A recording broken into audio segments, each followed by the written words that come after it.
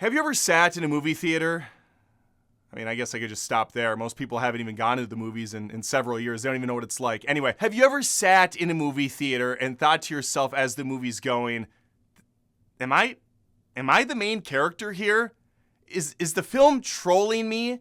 Did hundreds of people work on this film just to show it to me in some sort of a Truman Show-esque reality TV show situation? Are there cameras in the movie theater right now watching me? I only ask this because that's how I felt, sitting there in the theater, rotting away, keeping a running tally of the time I have wasted on this fucking planet watching shit like this produced by Hollywood that for some reason has no issue crapping out $90 million for an investment they know they're not going to recoup. It's an investment they're going to repoop. This is a highbrow channel. Subscribe. No. The new Maggie Gyllenhaal film, The Bride! Exclamation mark, because it's so excitable, is absolute donkey dog shit. The type of experience I wouldn't wish on my worst enemy. Certainly wouldn't wish on myself, but I had to sit through the over 2-hour runtime to give you the deets, to let you know exactly what went down. And so, I let you know ahead of time this is going to be a spoiler recap for The Bride. If you haven't seen the movie yet, lucky, you don't need to. Instead, just spend the next 15 to 25 minutes with me, depending on how much time I want to bitch about this thing, and then you can save that other precious hour and 45 plus to go do whatever you want. The world is your oyster. Or you can just continue sitting on the toilet where you're probably watching this. All right, let's begin. Magpie G, short for, of course, Maggie Gyllenhaal, really put her stamp on this film, not only writing, but also directing, and having her brother and her husband in the film. It's a whole family affair. I hate it.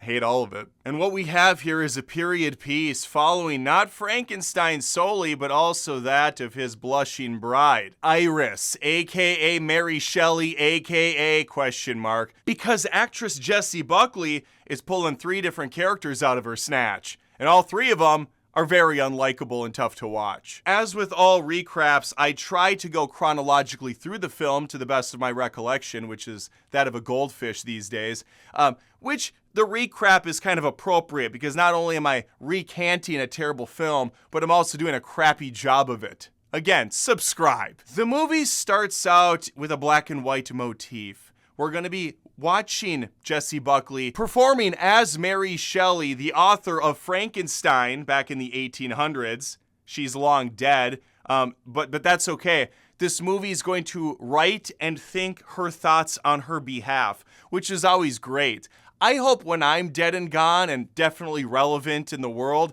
someone's gonna make a movie about me and put words into my mouth that I probably am not thinking. Tip of the hat to you, Mary. Anyway, Mary talks about how she wrote Frankenstein on a dare, but the real movie she wanted to tell is that of Frankenstein's Bride. And by Frankenstein, I mean mad scientist Frankenstein's monster, who also goes by the name of Frankenstein, at least in this crap-taptation. Our boy Franklin here is played by Christian Bale. He's worked with Maggie Gyllenhaal prior. They were on The Dark Knight together. I didn't like her then, I don't like her now, and she's not even in this movie, but what she put out pisses me off. Anyway, Mary Shelley's gonna wax poetic for a few minutes about God knows what. I'm sure I couldn't pay attention. And then we go to a restaurant scene in the 1930s. And we have our young, beautiful, chatting it up with all the local guys, the mobsters of the movie that are gonna come and go until the film forgets that they're part of this picture, and then they're just not gonna show up again until the way end. Kind of making you think, why? What was the point of any of that?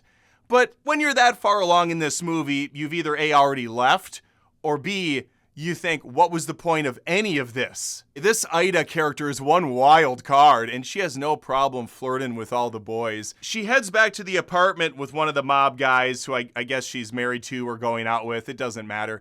And she pisses him off to the point where she falls down some stairs, aka gets shoved down the stairs. This is all done in a very artsy-fartsy dramatic way, where she's in slow motion, suspended in the air.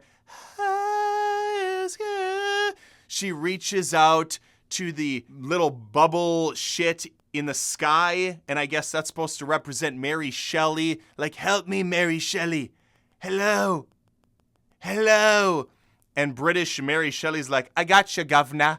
I'm going to be with you on this misadventure. I have a really good British accent. I have a really good, just regular accent. Just phenomenal person all around. Ida takes a tumble, and she's dead. But now you're thinking, wait, how's she going to be the bride if she's dead? Well, I mean, that's how she becomes the bride. She has to be reanimated back to life. And that's where our Frankenweenie comes into the picture. Christian Bale stomping along through the streets of Chicago. He makes his way to a mad scientist's house, played by Annette Bening. Horribly, mind you. But everybody does a terrible job in this, because their characters are all ridiculously stupid. Her character, Dr. Euphronius, is mesmerized when she sees Frankenstein show up. Bale is a very rough-looking character here. He's got the stitches across the forehead.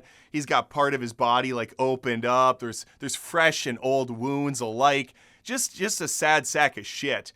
But Dr. Euphorius, or whatever her name is, she's all in. She's like, oh my God, I love you. The mad scientist Frankenstein, your papa who made you, I am a huge fan. I stan him. I would love you to stay here for observation. But he has bigger plans. He wants her to reanimate a dead woman to become his bride because he yearns for a woman in his life. One on the deader side, like him. And so after a little bit of back and forth, hee-hawing and whatnot, she finally agrees. All right, let's do it. I am a mad scientist after all. They go to the local grave. They dig up this hoe. And before you know it,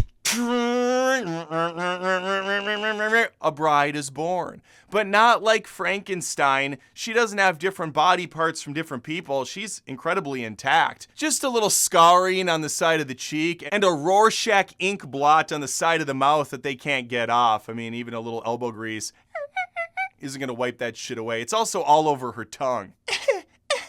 I've got the black tongue, Pa. Zoolander reference. So now that this beauty has been reborn for her beast to feast on, he looks at her and he's like, I would love if you join me for dinner. Bitch, have you seen yourself? No. And he's like, well, fine. Then you can go ahead and starve. And he storms out of the castle. That's just Beauty and the Beast, which is a far better film than this crap. She awakens with amnesia, not knowing who she is, but don't worry, Mary Shelley is along for the ride. She's going to be talking on her behalf throughout the film. Ida's along for the ride too. So this character is going to jump back and forth between 3 different people, just whenever the script feels like it. And it never feels good. After a few days held up in this beautiful home, the bride is antsy to get the hell out of Dodge. She wants to go dance. She wants to see the sights and sounds, not realizing she's even dead. How dumb is this person? And so it is. She and Frankenstein will climb out of the window and go dancing for the night in a nearby alleyway, as one does in the 1930s. She comes rolling down the streets. I'm coming out. Just want the world to know. You would think Frankenstein would join her because the only thing he likes to do in this world is go to old-timey movies. I mean, they were new in the 1930s to him, so they'd be new-timey movies, but to us, they're old-time. You get what I'm saying? And he would watch Jake Gyllenhaal sing on the screen. La la la la la. My sister's Maggie Gyllenhaal. And Frankenstein's sitting there, yes, yes, queen. La, la, la, la, la. Shut the fuck up. Hey. Oh, that's fair. That's fair. And then he hides himself. This Frankenstein, by the way, is just the worst. Just a pathetic, sad sack of crap. There is nothing cool or exciting about him. But back to the street dance. She's out there grinding up on dudes. Guys are gyrating on her. And all of them are very handsy. As an aside, the bride doesn't smell at all like fucking death. She's out there in the streets dancing with the guys, and they have no issues with the rotted flesh smell coming off of her bodice. Her breath must smell hauntingly bad, like that of a dying skunk crawling inside the asshole of a dead hippopotamus. I mean, I know alcohol can numb the senses, but Jesus. Again, everyone in this movie is drawn to her musk. I pointed this out in my main review, but every man in this film wants to rape her. Not just be with her, they straight up want to physically assault her. It's quite great. Maggie must think really highly of guys. I know she was in that film, The Secretary, where she was being dominated on, but that doesn't mean that movie is like real life, ma'am. I don't know what people you've been around, but Jesus. I sure hope this isn't a reflection of your psyche. Eventually, she will stop clubbing and she will take her man's hand and they will walk away. But not so fast there, pretty pants. Two guys come over. They start having their way with her again. Finally, Frank steps up. Not on my watch, mister. Rah! Takes one of them, whoosh, whoosh, slams his head up against a brick wall. That guy's deader than a dead dog. Takes the other dude and straight American History X curb stomps the guy. She is very appreciative that he just killed those two people on her behalf, but now they have to flee from the authorities. They are public enemies. And keep in mind, in this universe, everybody knows who Frankenstein is. He's made quite a name for himself. He's over 100 years old.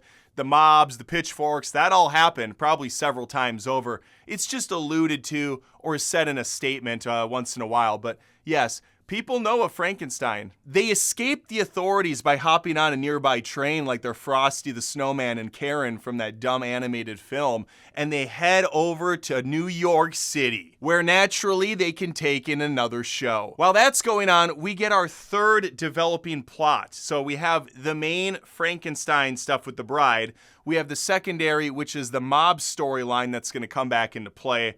And then we have this third thing, which is the detectives hot on their tail, which again is going to be played by Maggie Gyllenhaal's husband and Penelope Cruz, who somehow has regressed in the art of English speaking. I don't know what's going on, if she got the script the day of, but she has a hard time speaking just the few lines she's given every so often. They get aboard the train. The bride will not shut the fuck up. She's loudly saying a bunch of nonsense, talking in her different haikus and rhyming schematics when a cop hears them. So naturally, they have to kill his ass too. They push him off the train. Yeah! Bonk! And he hits his head on the train tracks. Instant death. And this is important because it's going to give the detectives the lead they need to track these two down. Peter Sarsgaard and Penelope Cruz know that it was the monsters that have done this because of the testimonies of the nearby folks. Okay, so they make it to New York. Meanwhile, the detectives head on over to the train tracks. They see the dead cop, and next to him is a card. Somehow it leads them to believe they're going to New York to go see the movie playing there. And it turns out Penelope Cruz is correct in her hunch. They are going to New York to check out the new movie. But in a twist, the bride wants to go see the one across the street in 3D. They head in there, they watch that dumb thing, but right in front of them, there's a dude making out with his girl, and he's not taking no for an answer. Again, all the guys in this movie, incredibly handsy, they just will not stop. So she stops him for himself, saying, "Get off this girl, you dumb bitch." He gets up, throws a scene, monster! The entire audience gets into a panicked frenzy. The two monsters run out of the theater where they now have cops surrounding them. Ruh-roh! How are you gonna get out of this one, dumbasses? Oh, it's actually incredibly easy to do, seeing as there's a door slightly ajar next to them. Franken dumbass opens the door, they go inside, and none of the cops out there think to go after them. Instead, they're like, they got away again. The two lovebirds make their way through the kitchen, and they go out into the ballroom where they're gonna find Jake Gyllenhaal's actor character, who Frankenstein absolutely adores. This scene is amazing for like a million different reasons. Number one, in order to blend in, they take the tray of drinks and they walk around with it. Keep in mind, he looks frightening beyond all compare. Just this disgusting, decrepit-looking man holding champagne. How does he blend in that way? What? And she, again, just has this black crap all over her face. She has a tattered outfit on. Again, I imagine they both smell like old man balls after sitting in the sauna for 3 weeks straight. Frankenstein takes this opportunity to go meet Jake Gyllenhaal, his hero. Taps him on the shoulder. Never meet your heroes, friends. Gyllenhaal turns around. Hi, yes, you look great. Christian Bale starts doing some cringe-ass dance performance, saying how he loves Jake Gyllenhaal, how the guy saved his life by just performing and singing and being amazing. And Jake Gyllenhaal's like, yeah, bro, you're not my type. And then he turns away. With this guy, what? There's always one. This causes Frankster to lose his shit. He starts loudly singing and dancing again. The bride eats it up. Yum, yum, yum, yum, yum, yum. She jumps in. Our little Harley Quinzette is in the mix. And this gives us our big Joker Filet-O-Fish moment where they get into a scan dan dan dan dan dan dan delete it, and everybody in the audience jumps in too. That's not the song. The song they do is much worse. But there's this choreographed dance number. It's all obviously fantastical and in their own heads. And when it's done, the cops, in their infinite wisdom, finally come into the building. Guy detective, Maggie Gyllenhaal's husband, sees the bride and he's like, wait.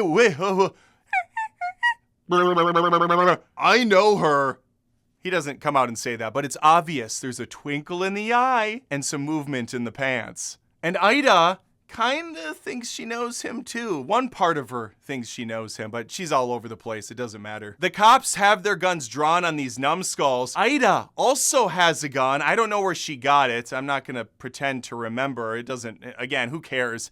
She has a gun though. Cop comes in from the side door. Oh, sorry it was late. Had to rub one out quick in the toilet and oh!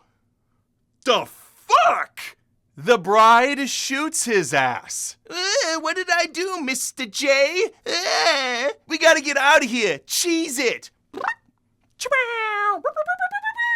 And so they make a run for it. So she shoots the cop in cold blood in front of all these other cops that have their weapons drawn. The detective doesn't tell them not to shoot at this point. They're just all standing there doing nothing about it. Frankenstein's like, whoa, I gotta think slowly before they open fire. Oh, there's a chandelier. He grabs the chandelier, smashes it onto the ground, which causes all the cops to go, whoa, what do we do now? There's glass on the ground. And that gives our leads their diversion to get out of there. And that's gonna take them on a cross-country montage where they lay on top of the car, laughing and loving and laughing. Going to some more Jake Gyllenhaal black and white movies and really just taking in all the sights and sounds and wonders that this magical orb has to give us. Meanwhile, Penelope Cruz and Guy Dude are thinking about their next move. Where are they gonna go? And Penelope knows that he seems to be drawn to this Jake fellow, probably because he likes the cock. Maybe Maggie likes it too. I don't know what's going on between those siblings, but I don't want to speculate. And so she's able to pinpoint where their road trip's going to take them to next. It was almost too easy. It's too bad no one respects her because she's a woman. And that's going to be the big takeaway for this film, as I brought up in my regular review. The whole movie is about women empowerment, how they don't have a voice because it's the 1930s. All men are garbage. They're all terrible people. Even the good ones, like her partner, the detective, is also a pussy soy boy who will not stand up for her and let it be known that she is the master detective who always cracks the case but never gets the credit. Frankenstein is truly the only decent man in the movie, and even with him, they have to make it so he never wants to have sex with her, even though going in, that was his number one goal. He's like, I want to plow a chick that's like me. And yeah, I'd like to love her too, but mainly the plow thing.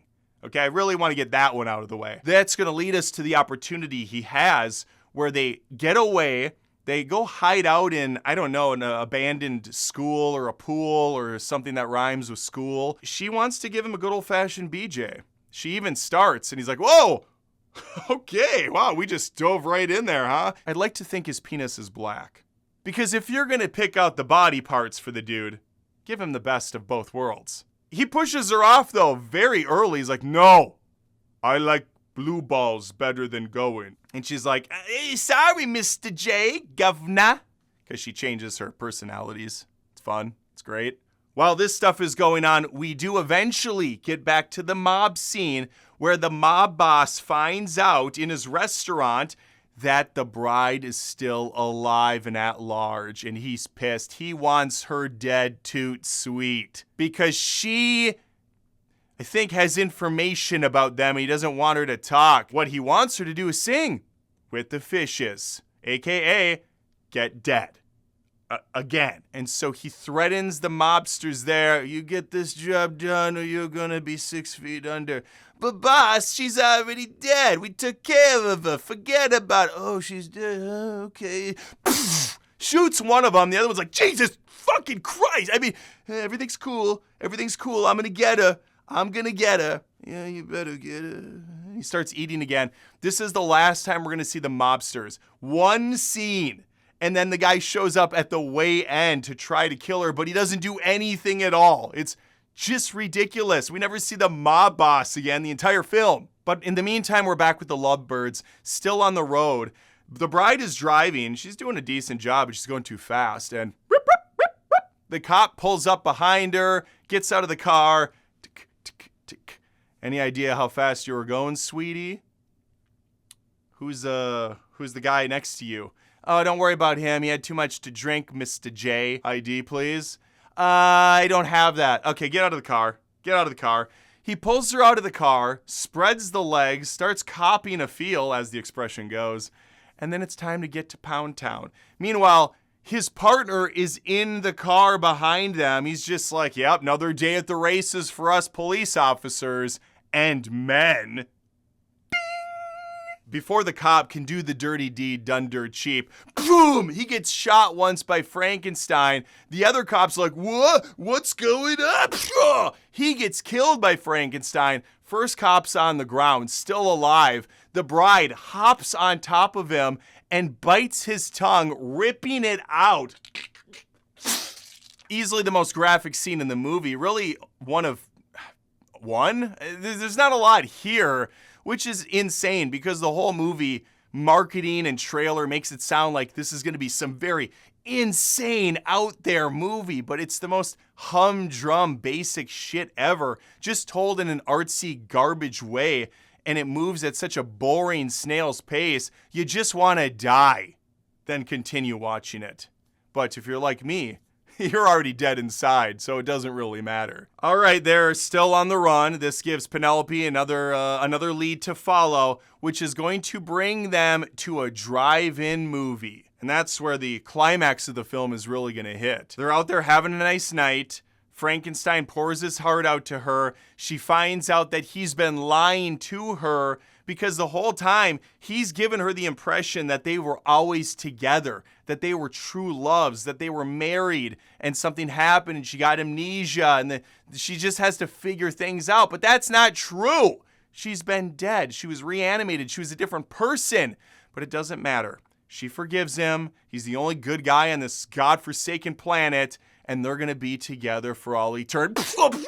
He's shot. He's killed. A cop right next to him takes the kill shot. Conveniently, during this entire segment, Penelope Cruz has been hiding behind their car listening.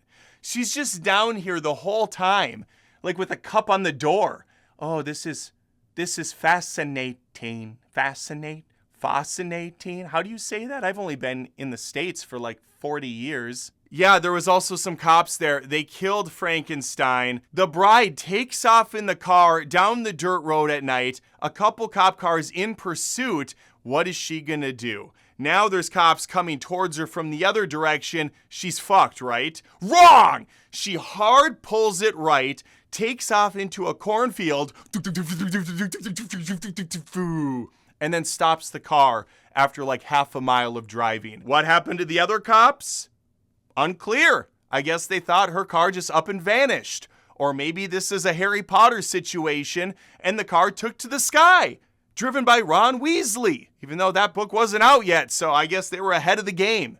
Plot twist, one of the cops' kids is J.K. Rowling, and she would go on to use his ideas in a book series called Harry Potter. But continuing on with this, she sits in the cornfield with her dead husband on her lap. The next thing she has to naturally do is take him back to the doctors and get him resurrected for a second time. But how in the hell is she going to get out of this cornfield with cops clearly surrounding the area? Unclear! Because we have hard cut now to the laboratory. We just fast forwarded through that situation, which brings us to our phenomenal finale. The bride enters the building with her husband, who she quickly dragged into her car while the cops were surrounding the vehicle earlier. This woman looks to weigh maybe 100 pounds soaking wet. I'm not sure how she moved this mammoth creature into the I can't think about this anymore. She's a strong female lead. It doesn't matter. She throws his ass up onto the table. Bring him back to life, ma'am. I know you can do it. At this point also, it looks like the receptionist chick has black shit on her mouth, so she was brought back to life. Don't know what the story is there. Don't actually care. Just wanted to point it out. Annette Bening is like, what have you done? Why have you brought him here? There's cops surrounding this place. The detectives show up. The mobster shows up. I don't know. I don't know how this is going to get resolved in a satisfactory fashion, but it does. I don't actually know how the mobster dies or if he just runs away. Again, I don't care either. So he shows up there. Nothing of interest happens with him. Maybe he's shot and killed. That's maybe what happens. But in either case, this is about the love story at the end of the day. Penelope stands up in front of the other cops and says, I've got it from here. This is an internal investigation. You need to get the fuck out. And the police chief's like, on whose authority? Where's the detective on this case? And then she pulls out the detective's badge. You're looking at her. Boom! Y'all gonna make me lose my mind. Up in here, up in here. And so once again, she reiterates, get the fuck out. And the cop says to the others, all right, we're going to give them about 10 minutes to figure out what's going on, and then we're coming back up. Several hours later, I imagine, I don't know how much time it takes to bring a person back from the dead a second time, but you just see the top of the building go green like it's a Spider-Man movie, and they're bringing back Green Goblin, and you see the two lovers hands hold as our king is brought back from the dead again. Yeah, it's truly touching stuff. I couldn't believe how good it was. What an amazing experience from front to back. And you know what's really nice about recrapping a movie like The Bride is no one else saw it. It bombed in the theaters, so I could really make anything up or get entire parts wrong, and you'd be none the wiser because there's just no way to know if I'm telling the truth or not. No one's gonna watch. No one's even gonna care enough to look up the information on Google. But I think I'm pretty pinpoint as far as when things happen and to whom they happen to. All right, there you have it, the lowlights of The Bride. It's just an absolute dumpster fire from front to back. Nothing worked in the film for me. Let me know, though, your thoughts on this if you're maybe more inclined to watch it now because you're like, wow, this just sounds right up my Ally McBeal. I need to check it out. Please, again, think of subscribing, especially since I just did a reference to Ally McBeal from the fucking 90s. Wow, I'm in touch. Let me know, though. Like the video. Share it around. I appreciate that, too. And hopefully, I see you next time. Take care. Would you look at that? You made it to the end of the video. Congrats. Which means you might be looking for more content from me. Head over to patreon.com/AdamDoesMovies like these amazing supporters have. You can get access to over 350 exclusive videos. More importantly, you're helping this one-man band keep his dreams a reality. Believe it or not, this takes a lot of work, and I already have a full-time job. So getting that support on Patreon helps way more than you can even imagine. So if you've ever liked my content in the past and you wanted to show some thanks, that's the place to do it. Take care.